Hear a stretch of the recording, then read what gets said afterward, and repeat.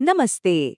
आज के इस विश्लेषण में हम एक ऐसे विषय पर बात करने वाले हैं जो सच में किसी के भी पसीने छुड़ा सकता है।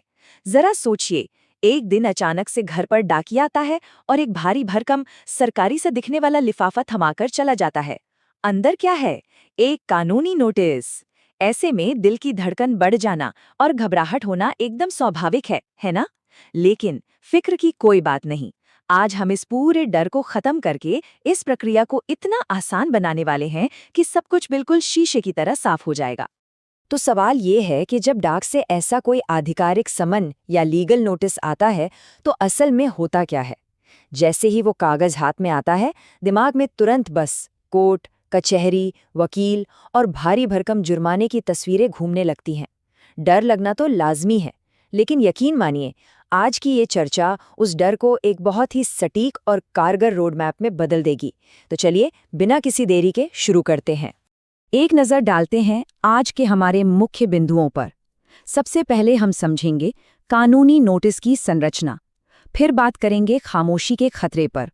इसके बाद जानेंगे पहला कदम यानी पढ़ें और सत्यापित करें, दूसरा कदम जानकारी जुटाएं और सलाह लें, और तीसरा कदम जवाब तैयार करें। और अंत में देखेंगे कि कैसे मुकदमेबाजी से बेहतर है समझौता। इस विश्लेषण के खत्म होने तक इस पूरी स्थिति को बिना घबराए बेहद व्यवस्थित ढंग से संभालना बिल्कुल स्पष्ट हो जाएगा। तो शुरुआत करते हैं पहले बिंदु से, कानूनी नोटिस की संरचना। यहाँ सबसे बड़ा जो भ्रम है ना, उसे तोड़ना बहुत जरूरी है। वो ये कि नोटिस मिलने का मतलब तुरंत जेल की हवा खाना या फिर बैंक अकाउंट खाली हो जाना, बिल्कुल नहीं है। असल में कानूनी नोटिस महज संवाद का यानी बातचीत का एक औपचारिक तरीका है।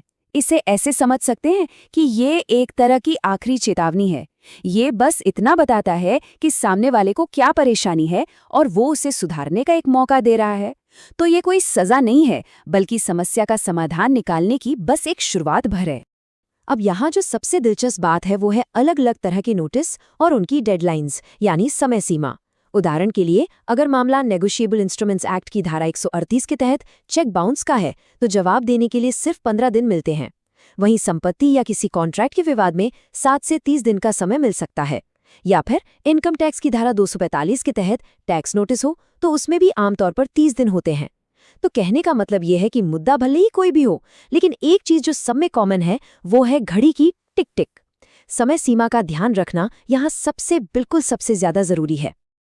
अब आते हैं हमारे दूसरे बिंदु पर, खामोशी का खतरा। अगर कोई सोचे कि अरे छोड़ो, इस लिफाफे को इग्नोर कर देते हैं, तो इसके क्या भयंकर परिणाम हो सकते हैं। देखिए, यहाँ दो ही रास्ते हैं।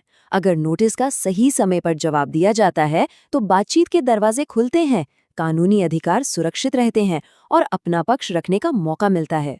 लेकिन अगर खामोश रहने का फैसला किया तो इसका सीधा सा मतलब है डिफॉल्ट जजमेंट और एक बहुत ही लंबी, थका देने वाली और महंगी कानूनी लड़ाई। सच कहा जाए तो ऐसे मामलों में खामोशी सबसे खराब, जी हाँ, बिल्कुल सबसे खराब कानूनी रणनीति है। इसी बात को पुख्ता करने के लिए ये बहुत ही महत्वपूर्ण कोट देखे। कानून की दुनिया में अक्सर ये माना जाता है कि अगर नोटिस का जवाब नहीं दिया गया तो इसका मतलब है कि प्राप्तकर्ता ने सारे आरोप चुपचाप स्वीकार कर लिए हैं। जी हाँ, तो स्रोत सामग्री से ये एकदम साफ हो जाता है कि चुप बैठना सबसे बड़ा जोखिम है जो किसी को भी नहीं लेना चाहिए। चलिए अब समाधान की तरफ बढ़ते हैं। बिंदु नंबर 3, पहला कदम, पढ़ें और सत्यापित करें। जैसे ही वो खत हाथ में आए, स्थिति को कंट्रोल में करने के लिए सबसे पहले यही करना चाहिए। सबसे पहला और सबसे जरूरी काम है उस नोटिस को बहुत ही ध्यान से पढ़ना। भेजने वाला आखिर है कौन, उसका असली दावा क्या है और सबसे अहम डेडलाइन यानी आखिरी तारीख क्या है, इन सबको तुरंत हाईलाइट कर लेना चाहिए। इसके बाद उसकी प्रामाणिकता की जांच करनी चाहिए, क्योंकि देखिए, आजकल कई बार फर्जी या फेक नोटिस भी आ जाते हैं। इसलिए डर के मारे या हड़बड़ाहट में तुरंत पैसे ट्रांसफर कर देना एक बहुत बड़ी भूल साबित हो सकती है। इस पूरे विश्लेषण का एक तरह से मूल मंत्र ही यही है, रुकें, पढ़ें और सत्यापित करें। थोड़ा ठहरिए, गहरी सांस लीजिए। अगर टैक्स नोटिस है तो उस पर डॉक्यूमेंट आइडेंटिफिकेशन नंबर, जिसे डिन भी कहते हैं, उसे चेक करें। अगर किसी वकील ने भेजा है तो उसकी डिटेल्स बार काउंसिल की वेबसाइट पर जाकर वेरीफाई की जा सकती है। याद रखिए, घबराहट में लिया गया फैसला हमेशा नुकसान ही पहुंचाता है। आगे बढ़ते हैं बिंदु नंबर 4 पर। दूसरा कदम, जानकारी जुटाएं और सलाह लें। अब बात करते हैं कि अपना मजबूत बचाव कैसे तैयार किया जाए और एक्सपर्ट्स को बीच में लाना क्यों इतना जरूरी है। ये सभी दस्तावेज ना किसी भी बचाव के एकदम पक्की नींव होते हैं, चाहे वो कॉन्ट्रैक्ट्स हों, लीज एग्रीमेंट्स, बैंक स्टेटमेंट्स, चालान हों या फिर पेमेंट्स की रसीदें। और हाँ, आज के डिजिटल ज़माने में ईमेल चेन और व्हाट्सएप चैट्स भी बहुत बहुत काम आते हैं। इन सबको एक जगह एक फाइल में इकट्ठा करना सबसे पहली प्राथमिकता होनी चाहिए। और यहाँ एक बहुत बड़ी चेतावनी छिपी है जिसे बिल्कुल इग्नोर नहीं करना है। कभी भी खुद से वकील बनकर कानूनी नोटिस का जवाब लिखने की कोशिश नहीं करनी चाहिए। कानूनी भाषा बहुत ही सधी हुई और सटीक होती है। कई बार अनजाने में हम कुछ ऐसा लिख सकते हैं जिसे बाद में हमारी गलती मान लिया जाए और वो हमारे ही खिलाफ इस्तेमाल हो जाए।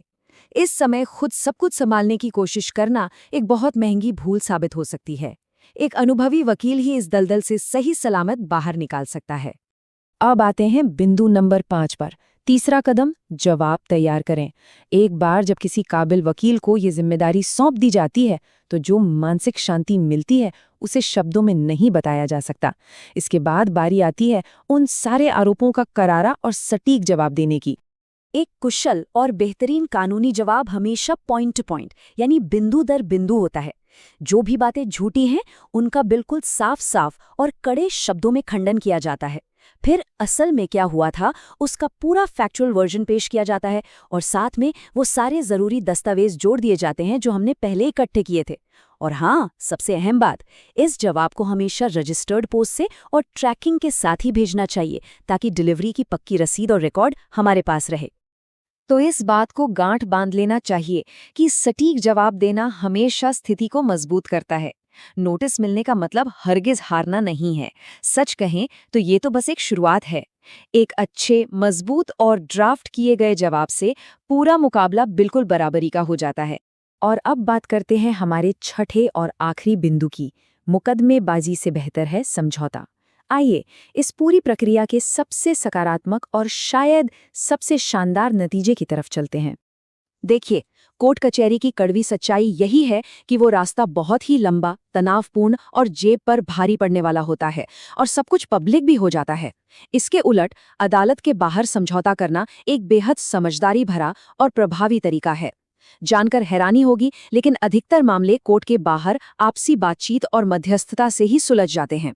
इससे समय, पैसा और सबसे जरूरी मानसिक शांति तीनों की भरपूर बचत होती है। इस पूरी चर्चा का अगर एक लाइन में सार निकाला जाए तो वो इन्हीं 3 शब्दों में समाया हुआ है। भविष्य में जब भी ऐसी किसी कानूनी चिट्ठी से सामना हो तो बस इस मंत्र को याद कर लेना चाहिए।